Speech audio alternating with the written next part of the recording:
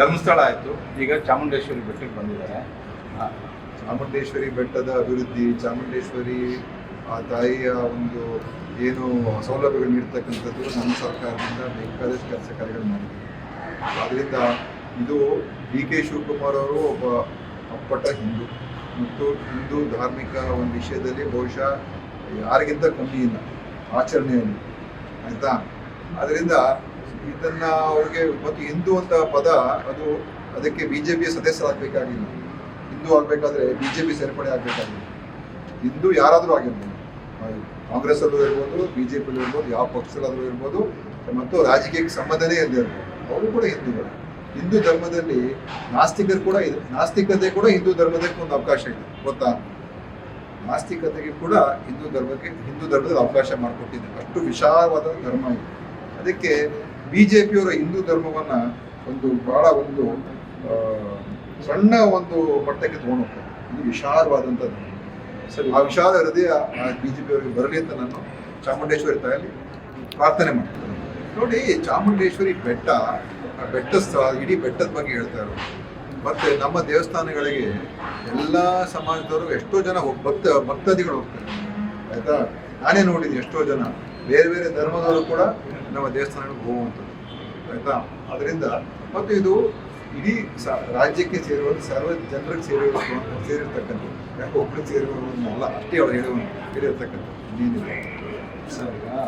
ಯಾಕೆ ಇದಕ್ಕೆ ಹೋಗ್ತಾ ಇದ್ರು ನನಗೆ ಗೊತ್ತಿಲ್ಲ. ನೀವು ಅವರ ಅಧ್ಯಕ್ಷರಿಗೆ ಕೇಳಿ ನಿಜವಾದ ಉದ್ದೇಶ ಏನು ಅಂತ. ಆದರೆ ಇವತ್ತು ಇದು ಒಂದು ತನಿಖೆ ಆಗ್ತಾ ಇದೆ. ತನಿಖೆ ಪೂರ್ತಿಯಾಗಿ ಹೊರಗೆ ಬಂದಿದೆ. ಅಲ್ಲಿವರೆಗೂ ನಾನು ಒಬ್ಬ ಸಚಿವನಾಗಿ ಸರ್ಕಾರದ ನಿಂತ್ಕೊಂಡು ನಾನು ಬೇರೆ ಥರ ಹೇಳೋಕ್ಕಾಗಲ್ಲ.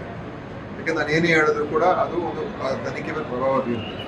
ಆದರೆ ಸತ್ಯ ಹೊರಗೆ ಬರೋದು ಮುಖ್ಯ, ಅಥವಾ ನೀವುಗಳು ನಮ್ಮ ಒಂದು ಸ್ವಾರ್ಥ ಮುಖ್ಯವೋ ಅದ್ರ ಬಗ್ಗೆ ಯೋಚನೆ ಮಾಡಿ. ಈಗ ಧರ್ಮಸ್ಥಳಕ್ಕೆ ಲಕ್ಷಾಂತರ ಜನ ಭಕ್ತಾದಿಗಳಿದ್ದಾರೆ.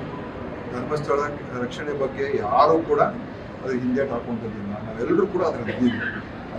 ಆ ವಿಷಯನೇ ಬೇರೆ. ಇವತ್ತು ನಿಜವಾಗ್ಲೂ ಧರ್ಮಸ್ಥಳಕ್ಕೆ ಇದು ಇವತ್ತಲ್ಲ, ಬಹಳ ವರ್ಷಗಳಿಂದ ಈ ಚರ್ಚೆ ಆಗ್ತಾನೆ ಇತ್ತು ಅಲ್ವಾ. ಬಹುಶಃ SIT ಇಂದ ಆ ಎಲ್ಲ ಕಳಂಕಕ್ಕೆ ಒಂದು ಕಳಂಕ ಮುಕ್ತ ಆಗ್ತಕ್ಕಂಥ ಅವಕಾಶ ಕೂಡ SIT ಇದೆ. ಇದಾದ್ರೆ ಯಾವಾಗಲೂ ಕೂಡ ಏನೋ ಸುದ್ದಿಗಳು ಜನ ಮಾತಾಡೋರು, ಅದೇನೋ ನಡೀತದೆ ಅಂತ, ಇಲ್ಲೇನೋ ಆಗಿದೆ ಅಂತೆ. ಸೌಜನ್ಯ ಪ್ರಕರಣ ಕೂಡ ಯಾರು ಸೌಜನ್ಯ ಪ್ರಕರಣ ಹಿಂದೆ ಯಾರು? BJP ಅವರೇ ತಾನೆ. ಸಂಘ ಪರಿವರ್ತನೆ ಅವರೆಲ್ಲ ಸಂಘ ಪರಿವಾರದವರೇ ಸೌಜನ್ಯ ಪ್ರಕರಣದಲ್ಲಿ ಮುಂಚೂಣಿಲಿದ್ದವರು. ಈ ಒಂದು ಇದರಲ್ಲೂ ಕೂಡ ಅವ್ರುಗಳೇ ಎಷ್ಟೋ ಜನ ಮುಂಚೂಣಿಲಿದ್ದಾರೆ. ಸಂಘ ಪರಿವಾರ ಸದಸ್ಯರುಗಳು ಕೂಡ ಈ ಒಂದು ಧರ್ಮಸ್ಥಳದ ವಿಚಾರದಲ್ಲಿ ಈ ಏನು ಆರೋಪಗಳು ಬಂದಿದೆ ಅವರು ಕೂಡ ಮುಂಚೂಣಿಲಿದ್ದಾರೆ. ಹಿಂದೂ ಜಾಗರಣ ವೇದಿಕೆಯವರೆಲ್ಲ ಮುಂಚೂಣಿಲಿದ್ದಾರೆ. ಅವರೆಲ್ಲ ಯಾಕೆ ಅದ್ರ ಬಗ್ಗೆ ಯಾಕೆ ಮಾತಾಡೋಲ್ಲ? ಯಾಕೆ ಹಿಂದೂ ಜಾಗರಣ ವೇದಿಕೆಯ ವಿಚಾರದಲ್ಲಿ ಅವ್ರು ಟೀಕೆ ಮಾಡೋಲ್ಲ? ಬರೀ ಲೆಫ್ಟ್ ಬಗ್ಗೆ ಯಾಕೆ ಮಾತಾಡ್ತಾರೆ BJP ಅವರು? ಸೊ ಇದೆಲ್ಲ ನೋಡಿ, ನಿಜಾಂಶ ಹೊರಗೆ ಬರ್ತದೆ. ಅದು ಎಲ್ಲ ಕೂಡ ಉತ್ತರ. ಅದು ಇದಕ್ಕೆ ಇತಿಶ್ರೀ ಆಗ್ತದೆ. ಕರೀಲೇಬೇಕು ಅಂತ ಏನಿಲ್ಲ, ಅವ್ರ ಅಭಿಪ್ರಾಯ ಕೊಟ್ಟಿದ್ದಾರೆ. ಅದೇ ತಪ್ಪು ಅಭಿಪ್ರಾಯ ಅಂತ ಹೇಳೋದಿಲ್ಲ. ಆದರೆ ಒಂದು ಉದ್ಘಾಟನೆಗೆ ಇಬ್ಬರಿಬ್ಬರನ್ನ ಕರೆಯೋದು, ಅದು ಸರ್ಕಾರ ಒಂದು ತೀರ್ಮಾನ ಆ ಥರ ಮಾಡಿಲ್ಲ. ನಾನೇನು ವಿಜೇಂದ್ರ ಅವರು ನಿಜವಾಗ್ಲೂ ಅವ್ರ ಬಗ್ಗೆ ಅಭಿಮಾನ ಇಟ್ಕೊಂಡು ಹೇಳಿದಾರೋ, ಅಥವಾ ಇದನ್ನ ಏನಾದರೂ ಒಂದು ಸ್ಪಿನ್ ಕೊಡೋದಕ್ಕೆ ಏನೋ ಮಾಡಿದಾರೋ, ನನಗೆ ಅವ್ರ ಉದ್ದೇಶ ಒಳ್ಳೆಯದು ಗೊತ್ತಿಲ್ಲ. ಆದರೆ ಅದನ್ನ ಟೀಕೆ ಮಾಡೋಕೆ ಹೋಗಲ್ಲ. ಆದರೆ ಸರ್ಕಾರ ಒಂದು ತೀರ್ಮಾನ ತಗೊಂಡಿದೆ. ಆ ತೀರ್ಮಾನ ಭಾನುಮುಷ್ಟಕ ಬಗ್ಗೆ ಏನೋ ತೊಂದರೆ ಇದೆಯಾ ಅವ್ರಿಗೆ? ಅದನ್ನ ಹೇಳಿ. ಇನ್ನೊಬ್ರು ಸೇರಿಸ್ಬೇಕು ಬಿಡಬೇಕು, ಅದು ಇನ್ನೊಂದು ಅಭಿಪ್ರಾಯ. ಭಾನುಮುಷ್ಟಕ ಬಗ್ಗೆ ಯಾಕೆ ಅವ್ರಿಗೆ ಸಮಸ್ಯೆ ಏನು? ಏನು ಮೂಲ ಅವ್ರಿಗೆ ತೊಂದರೆ ಏನು? ಯಾಕೆ ಅದನ್ನು ವಿರೋಧ ಮಾಡ್ತಾ ಇದ್ದಾರೆ ಇವರು? ಅಷ್ಟು ಅಂತಾರಾಷ್ಟ್ರೀಯ ಮಟ್ಟದಲ್ಲಿ ಶ್ರೇಷ್ಠತೆ ಪಡೆದಿರ್ತಕ್ಕಂಥ ಒಂದು ಮಹಿಳೆ ಬೇರೆ, ನಮ್ಮ ರಾಜ್ಯದ ಮಹಿಳೆ, ದೊಡ್ಡ ಪ್ರಶಸ್ತಿ ಪಡ್ಕೊಂಡಿದ್ದಾರೆ, ಸಾಹಿತಿ.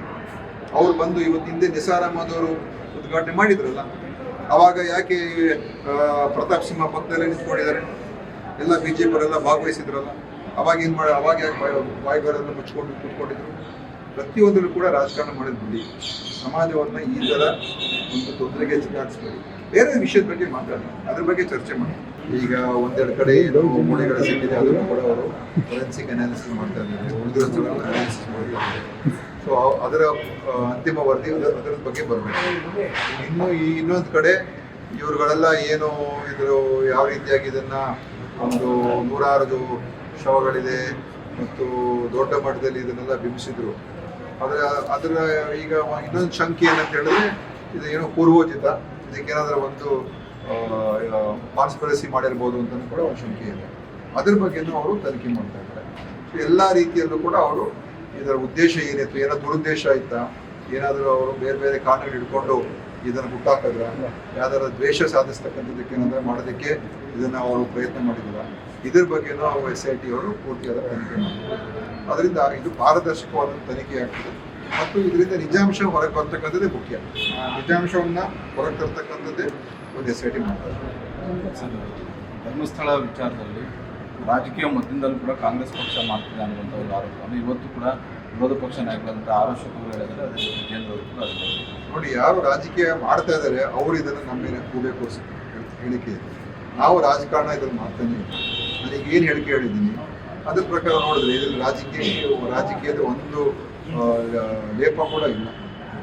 ಸುಮ್ಮನೆ ಇವರು ಅನಾವಶ್ಯಕವಾಗಿ ಇವ್ರು ರಾಜಕಾರಣ ಮಾಡಕ್ಕೆ ಹೊರಟಿರೋದ್ರಿಂದ ನಮ್ಮ ಮೇಲೆ ಅದನ್ನ ಹೇಳೋದು, ರಾಜಕಾರಣ ಮಾಡಕ್ಕೆ ಹೊರಟಿದ್ದಾರೆ, ಇದೇನೋ ದುರುದ್ದೇಶ ಇದೆ, ಹಿಂದೂ ಧಾರ್ಮಿಕ ಸ್ಥಳಗಳ ಮೇಲೆ ಕಾಂಗ್ರೆಸ್ ಅವರು ಹಿಂದೂ ವಿರೋಧಿ, ಈ ರೀತಿಯಾದಂಥ ಬರೀ ಇದನ್ನೇ ಹೇಳ್ಕೊಂಡು ಜನರಿಗೆ ಏನೋ ಒಂದು ರೀತಿಯಾಗಿ ಇದರಿಂದ ಅವರು ಲಾಭ ಪಡ್ಕೊಳ್ಳೋದಕ್ಕೆ ಇದು BJP ಅವರ ಒಂದು ನಾಯಕರ ಒಂದು ಷಡ್ಯಂತ್ರ ಮತ್ತು ಅವರ ಒಂದು ಟೂಲ್ ಕಿಟ್.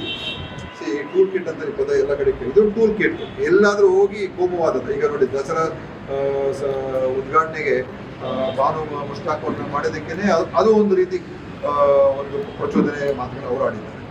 ಈ ರೀತಿಯಾಗಿ ಪ್ರತಿಯೊಂದರಲ್ಲೂ ಕೂಡ ಅವರು ಜನರನ್ನ ಒಡೆಯೋದು, ಸಮಾಜವನ್ನು ಒಡೆಯೋದು, ಸುಳ್ಳನ್ನು ಹೇಳುವಂಥದ್ದು, ದಾರಿ ತಪ್ಪಿಸುವಂಥದ್ದು ಇದೇ ಮಾನ್ಯ ಅಶೋಕ್ ಅವರು, ಮಾನ್ಯ ವಿಜಯೇಂದ್ರ ಅವರು ಮತ್ತು ಎಲ್ಲ ಈ BJP ಮುಖಂಡಗಳು ಮಾಡ್ತಾ ಇರ್ತಕ್ಕಂಥದ್ದು. ಅದು ಅವರ ಒಂದು ವ್ಯವಸ್ಥಿತವಾದಂಥ RSSನ ಟ್ರೈನಿಂಗ್ ಪಡ್ಕೊಂಡಿರ್ತಕ್ಕಂಥ ಒಂದು ಕಾರ್ಯತಂತ್ರ ಇವೆಲ್ಲ ಜನ ಅರ್ಥ ಮಾಡ್ಕೊಂಡು